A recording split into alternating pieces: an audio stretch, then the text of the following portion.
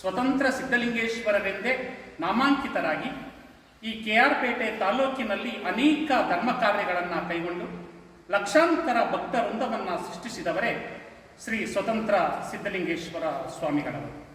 ಅವರು KR ಪೇಟೆ ತಾಲೂಕು ಕಾಪನಹಳ್ಳಿ ಅಂತ ಬೂಕನಕೆರೆ ಪಕ್ಕದಲ್ಲಿ ಇರುವಂತಹ ಕಾಪನಹಳ್ಳಿಯಲ್ಲಿ ಗವಿಮಠದಲ್ಲಿ ಐಕ್ಯರಾಗ್ತಾರೆ. ಇವರು ಯಡಿಯೂರು ಸಿದ್ಧಲಿಂಗೇಶ್ವರರು ಯಡಿಯೂರಿನಲ್ಲಿ ಐಕ್ಯರಾದ ನಂತರ ಕಾಪನಹಳ್ಳಿ ಗವಿಮಠದಲ್ಲಿ ಬಂದು ಐಕ್ಯವಾದಂತಹ ಸ್ಥಳ.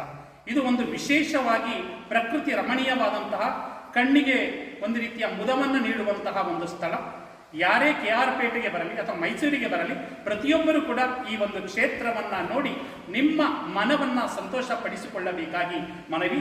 ಅವರ ಒಂದು ಅದ್ಭುತವಾದಂತಹ ವಚನ ಇದೆ, ಅನೇಕ ವಚನಗಳನ್ನು ಬರೆದಿದ್ದಾರೆ. ಅದರಲ್ಲಿ ಒಂದು ವಚನ, ಆಚಾರವಿಲ್ಲದವರಿಗೆ ಜ್ಞಾನವಿಲ್ಲ, ಜ್ಞಾನವಿಲ್ಲದವರಿಗೆ ಭಾವ ಶುದ್ಧವಿಲ್ಲ, ಭಾವ ಶುದ್ಧವಿಲ್ಲದವರಿಗೆ ಧ್ಯಾನವಿಲ್ಲ, ಧ್ಯಾನ ಶುದ್ಧವಿಲ್ಲದವರಿಗೆ ಪ್ರಸಾದವಿಲ್ಲ, ಪ್ರಸಾದ ಶುದ್ಧವಿಲ್ಲದವರಿಗೆ ಮುಕ್ತಿ ಇಲ್ಲ. ಇದು ಕಾರಣ ಆಚಾರ, ಜ್ಞಾನ, ಭಾವ, ಧ್ಯಾನ ಉಳ್ಳವರಿಗೆ ಪ್ರಸಾದ ಉಂಟು, ಪ್ರಸಾದ ಉಳ್ಳವರಿಗೆ ಮುಕ್ತಿಯುಂಟು. ನಿಜ ಗುರು ಸ್ವತಂತ್ರ ಸಿದ್ಧಲಿಂಗೇಶ್ವರ ಅಂತ ಪೂಜ್ಯ ಶ್ರೀ ಸ್ವತಂತ್ರ ಸಿದ್ಧಲಿಂಗೇಶ್ವರರು ಹೇಳಿದ್ದಾರೆ. ಈ ವಚನವನ್ನು ಜೀವನದಲ್ಲಿ ಅಳವಡಿಸಿಕೊಂಡು ಅವರ ಐಕ್ಯ ಕ್ಷೇತ್ರವಾದಂತಹ ಕಾಪನಹಳ್ಳಿ ಶ್ರೀ ಗವಿಮಠಕ್ಕೆ ಪ್ರತಿಯೊಬ್ಬರು ಕೂಡ ಭೇಟಿ ನೀಡಿ ಶರಣರ ಕೃಪೆಗೆ ಪಾತ್ರರಾಗಬೇಕೆಂದು ನಾನು ಮನವಿ ಮಾಡಿಕೊಳ್ಳುತ್ತೇನೆ. ಈ ಒಂದು ಕ್ಷೇತ್ರದ ಪೂಜ್ಯ ಶ್ರೀ ಸ್ವತಂತ್ರ ಚನ್ನವೀರ ಮಹಾಸ್ವಾಮಿಗಳವರು ಕೂಡ ಇಲ್ಲಿ ಪಕ್ಕದಲ್ಲಿ ಇದ್ದಾರೆ. ಅವರು ಕೂಡ ಈ ಕ್ಷೇತ್ರದ ಬಗ್ಗೆ ಒಂದೆರಡು ಮಾತುಗಳನ್ನ ಹೇಳಬೇಕು ಅಂತ ಕೇಳ್ಕೊತಾರೆ. ಶರಣಾರ್ಥಿ ಎಲ್ಲರಿಗೂ. ಈ ನಮ್ಮ ಸ್ವತಂತ್ರ ಸಿದ್ಧಲಿಂಗೇಶ್ವರರು ಈಗಾಗಲೇ ಹೇಳಿದ್ದಾರೆ, ಯಡಿಯೂರು ಸಿದ್ಧಲಿಂಗೇಶ್ವರರು ಸಮಕಾಲೀನರಾಗಿ ಇದ್ದಂಥವರು. ಆಮೇಲೆ ಈ ಭಾಗದಲ್ಲಿ ನಮ್ಮ ಯಡಿಯೂರು ಪಕ್ಕದಲ್ಲಿ ಮಾರ್ಕಂಡೆ ಡ್ಯಾಮ್ ಅಂತಿದೆ, ಜಲಾಶಯ ಆಗಿ ಮುಳುಗಡೆ ಆಯಿತು. ಅಲ್ಲಿ ಕೂಡ ಸಿದ್ದೇಶ್ವರ ಟೆಂಪಲ್ ಇದೆ. ಅದು ಯಾರೂ ಅಲ್ಲ, ನಮ್ಮ ಸ್ವತಂತ್ರ ಸಿದ್ಧಲಿಂಗೇಶ್ವರರೇ. ಅಲ್ಲಿ ತಪಸ್ಸಿಗೆ ಕೂತಂಥ ಸಂದರ್ಭಗಳಲ್ಲಿ, ಅನೇಕ ಶರಣ ತಪಸ್ಸಿಗೆ ಕೂತಂಥ ಸಂದರ್ಭಗಳಲ್ಲಿ, ಶಿಡಲು ಮಿಂಚು ಹೊಡೆದಂಥ ಸಂದರ್ಭಗಳಲ್ಲಿ ತಮ್ಮ ತಪಸ್ಸಿನ ಶಕ್ತಿ ಮತ್ತು ಆ ಶಿಲೆಗಳ ಶಕ್ತಿ ಎರಡು ಹೊಡೆದಾಗ ಸುರಂಗ ಮಾರ್ಗವಾಗಿ ಏಕಶಿಲೆ ಬೆಟ್ಟಕ್ಕೆ ಬಂದರು ಅಂತೇಳಿ ಒಂದು ಇತಿಹಾಸ ಇದೆ. ಗೋಸಲ ಚನ್ನಬಸವೇಶ್ವರ ಪುರಾಣದಲ್ಲಿ ಬರುತ್ತೆ. ಆಗ ಅಲ್ಲಿಂದ ಬಂದು ಮತ್ತೆ ಅವ್ರು ಏನು ಮಾಡ್ತಾರೆ, ಮತ್ತೆ ಇಲ್ಲಿಂದ ತ್ರಿವೇಣಿ ಸಂಗಮ ಅಂತ ಇದೆ. 5 ವರ್ಷಕ್ಕೊಂದ್ಸತಿ ಈ ಮಂಡ್ಯ ಭಾಗದಲ್ಲಿ ತ್ರಿವೇಣಿ ಸಂಗಮ ಅಂತೇಳಿ ಇಲ್ಲಿದೆ. ಮಹದೇಶ್ವರರು, ಸಂಗಮೇಶ್ವರರು, ಸ್ವತಂತ್ರ ಸಿದ್ಧಲಿಂಗೇಶ್ವರರು ಗುಹೆ ಇದೆ, ಈಗಲೂ ಕೂಡ ಇದೆ ಆ ಗುಹೆ. 3 ನದಿ ಕೂಡ ಇದೆ. 3 ಜನರು ಒಂದೊಂದು ಕಡೆ ಭಿನ್ನಾಭಿಪ್ರಾಯವಾಗಿ, ಆ ಭಾಗದಲ್ಲಿ ಒಬ್ಬರು, ಈ ಭಾಗದಲ್ಲಿ ಒಬ್ಬರು, ಆ ಭಾಗದಲ್ಲಿ ಒಬ್ಬರು, ಅಲ್ಲಿ ಕೂಡ ಗುಹೆ ಇದೆ. ಆ ಗುಹೆ ಮತ್ತು ನಮ್ಮ ಸ್ವತಂತ್ರ ಸಿದ್ಧಲಿಂಗೇಶ್ವರ ಗುಹೆಗೂ ಕೂಡ ಅಭಿನವ ಬಂದರೆ ಈಗಲೂ ಇದೆ ಆ ಗುಹೆ. ಅದನ್ನೆಲ್ಲರೂ ಕೂಡ ತಾವು ನೋಡ್ಬೋದು. ಮತ್ತು ಬೇಬಿ ಬೆಟ್ಟ ಅಂತ ಇದೆ. ಆ ಬೆಟ್ಟದಲ್ಲಿ ಸಿದ್ದೇಶ್ವರ ಅಂತಿದ್ದಾರೆ. ಆ ಸಿದ್ದೇಶ್ವರ ಯಾರು ಅಲ್ಲ, ನಮ್ಮ ಸ್ವತಂತ್ರ ಸಿದ್ಧಲಿಂಗೇಶ್ವರ ಇದ್ದರು ಅಲ್ಲಿ ಹಿಂದೆ ಅಂತ ಹೇಳಿ ಆ ಗೋಸಲ ಚನ್ನಬಸವೇಶ್ವರ ಪುರಾಣದಲ್ಲೇ ಬರುತ್ತೆ.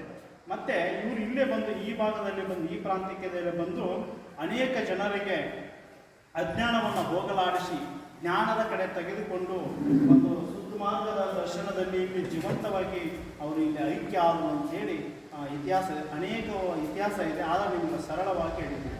ಹಾಗಾಗಿ ಇಂಥ ಮಹಾತ್ಮರ ಪುಣ್ಯಕ್ಷೇತ್ರಕ್ಕೆ ಬಂದು ತಾವೆಲ್ಲ ಇಲ್ಲಿ ಏನು ಸಿಗುತ್ತೋ ಗೊತ್ತಿಲ್ಲ, ಈ ಪುಣ್ಯಕ್ಷೇತ್ರಕ್ಕೆ ಬಂದರೆ ಶಾಂತಿ ನೆಮ್ಮದಿ ಅಂತೂ ಸಿಗೋಕ್ಕೆ ಸಾಧ್ಯ ಇದೆ.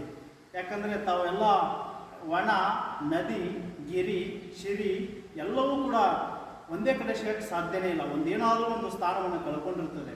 ಅದು ಪೂರ್ವದಿಂದ ಪಶ್ಚಿಮಕ್ಕೆ ಹರಿಯುವಂಥ ನದಿ ಸಿಗೋದಿಲ್ಲ. ಸಿಕ್ಕರೂ ಕೂಡ ಬೆಟ್ಟ ಇರಲ್ಲ. ಬೆಟ್ಟ ಇದ್ದರೆ ದೇವಸ್ಥಾನ ಎಲ್ಲೋ ಒಂದು ಕಡೆ ದೂರದಲ್ಲಿರುತ್ತೆ. ಹಾಗಾಗಿ ಇಂಥ ಮಹಾತ್ಮರು ಇಂಥ ಒಂದು ಪವಿತ್ರವಾದಂಥ ಪುಣ್ಯಕ್ಷೇತ್ರವನ್ನು ದರ್ಶನ ಮಾಡಿ ತಮ್ಮ ಅಜ್ಞಾನವನ್ನು ಹೋಗಲಾಡಿಸಿ ಜ್ಞಾನದ ಕಡೆ ತೆಗೆದುಕೊಂಡು ಹೋಗುವಂಥ ಪುಣ್ಯಕ್ಷೇತ್ರ ಈ ಭಾಗದಲ್ಲಿ ಸ್ವತಂತ್ರ ಸಿದ್ಧಲಿಂಗೇಶ್ವರರು ಮತ್ತು ವಚನಕಾರರು ಕೂಡ ಇವರು. ಜಂಗಮರಗಳೆ ಮತ್ತು ಅನೇಕ ಕೃತಿಗಳು ಕೂಡ ಬರೆದಿದ್ದಾರೆ. ಸಿದ್ಧಲಿಂಗೇಶ್ವರ ಕೃತಿಗಳಲ್ಲಿ ಕೂಡ ತಮ್ಮ ನಾಮಾಂಕಿತಗಳನ್ನು ಎಲ್ಲಿ ಬೇಡ ಅಂತೇಳಿ ತಮ್ಮ ನಾಮಾಂಕಿತಗಳನ್ನು ಕೊಟ್ಟೇ ಇಲ್ಲ. ಅನೇಕ ಕೃತಿಗಳು ಕೂಡ ಬರೆದಿದ್ದಾರೆ.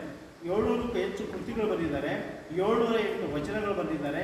ಅನೇಕ ಭಾಳ ಸಾಧನೆಯನ್ನು ಮಾಡಿರ್ತಕ್ಕಂಥ ನಮ್ಮ ಸ್ವತಂತ್ರ ಸಿದ್ಧಲಿಂಗೇಶ್ವರರ ಇದನ್ನೆಲ್ಲವೂ ದರ್ಶನವನ್ನು ಪಡೆದು ತಾವೆಲ್ಲ ಪುನೀತರಾಗಿರ್ತಕ್ಕಂಥ ಮಾತನ್ನು ಹೇಳ್ತಾ ಈ ವಚನ ಪಾಠಶಯನ್ನು ವಚನ ಕುಮಾರಸ್ವಾಮಿ ಭಾಳ ಆಸಕ್ತಿ ಉಳ್ಳುವಂಥವ್ರು. ಶರಣರು ಕಂಡ್ರೆ ಭಾಳ ಪ್ರೀತಿ, ಅದನ್ನು ಹಂಚಬೇಕು ಅನ್ನೋ ಭಾವನೆ ಇದೆ ಅವರಿಗೆ.